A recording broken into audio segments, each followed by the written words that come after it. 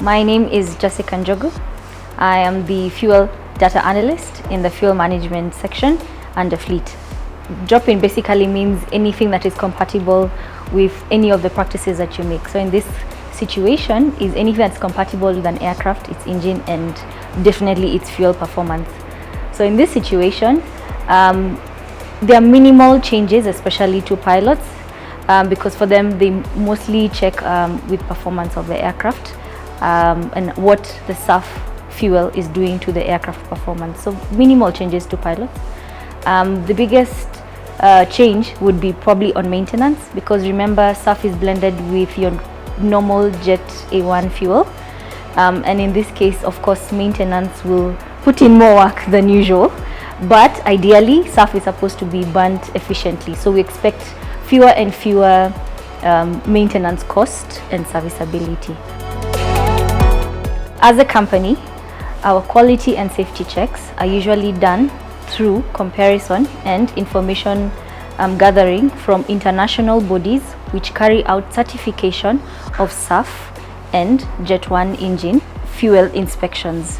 In this case, for SAF fuel, it goes through an international body called ASTM under ICAO, who provides certification which is available to not only the company but also globally and publicly. Same to Jet A1, which goes through international bodies like IATA under the IFQP inspection, and this testing, of course, the final information is published, so definitely they will check whether the SAF is free of contamination and 100% safe to be used on aircraft. One of the biggest constraints we have currently is availability, and availability circles around production. How available is production in different countries, in different areas, and how this production or availability is brought to the closest areas to all the airlines. And availability also comes with cost. Now currently the SAF price is very expensive, almost 7 times your usual Jet A1 fuel.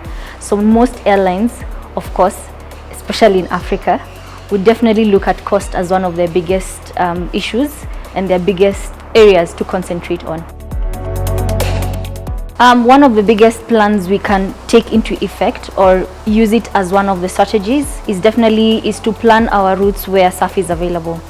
Remember, SAF is supposed to be efficient for the company as we reduce our carbon footprint in the world, and we need to plan where SAF is readily available. Of course, we have to look at the cost. The cost has to be within our budgets and our marginal costs. We cannot spend all our money on SAF, so we have to look at cost as well. So that's where we work together as a company, together with the market producers, and we come together and reach a point where we can have this fuel available in the most cost-effective way.